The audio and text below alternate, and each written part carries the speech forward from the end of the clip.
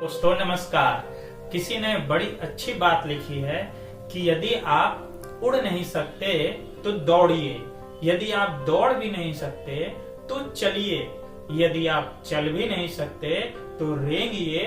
कुछ भी करिए लेकिन आगे बढ़ते रहिए। दोस्तों ऐसी ही एक कहानी है जब प्रभु श्री रामचंद्र जी लंका के ऊपर चढ़ाई करने के लिए समुद्र के ऊपर पुल बना रहे थे और उस पुल के निर्माण करने के लिए उनकी सेना में बड़े विशाल और बलशाली जो बानर थे वो लगे हुए थे। वो बड़े बड़े पत्थरों को लेकर जा रहे थे और पुल का निर्माण कर रहे थे। इसी जो क्रिया थी इसको एक गिलहरी देख रही थी और उसने सोचा कि चलो मैं भी इस शुभ कार्य में अपना योगदान देती। तो वो गिलहरी समुद्र के किनारे जाती थी और अपने शरीर के ऊपर जो धूल के कण होते हैं, जो छोटे छोटे कंकड़ होते थे, उनको वो लपेट लेती थी और जो पत्थरों का जो पुल बन रहा था जिसको आखिरी सिरा था उसके पास जाके वो उन सारी चीजों को झाड़ दिया करती थी। वो 2 बार 3 बार 4 बार बार बार वो समुद्र के किनारे जाती थी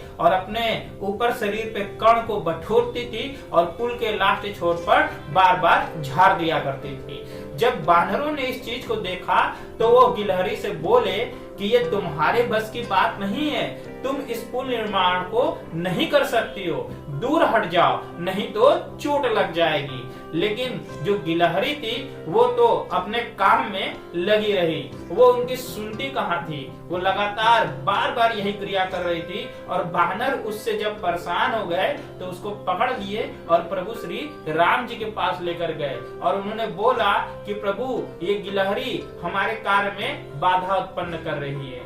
प्रभु श्री रामचंद्र जी ने उस गिलहरी से पूछा कि तुम ये क्या कर रही हो। तो गिलहरी ने बड़ा ही प्यारा सा जवाब दिया कि प्रभु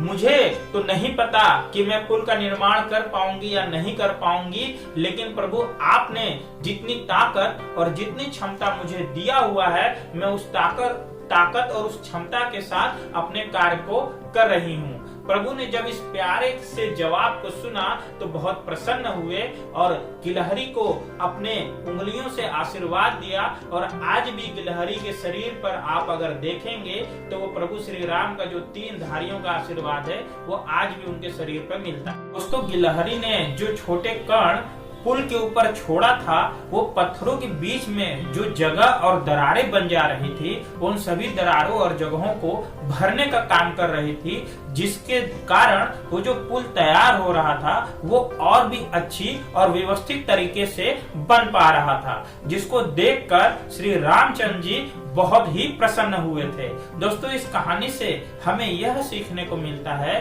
कि जैसे एक बिल्डिंग के अंदर चाहे वो ईंट हो, चाहे वो छड़ हो, चाहे वो कंकड़ हो, चाहे वो बालू हो, सभी का अपना योगदान होता है। जैसे एक शहर को बनने में सभी लोगों का योगदान होता है, जैसे एक सिस्टम में एक छोटे से बड़े का योगदान होता है, उसी तरीके से हम अपने जीवन में किसी से भी कम नहीं है अगर हम अपनी क्षमता से अपना काम करते हैं।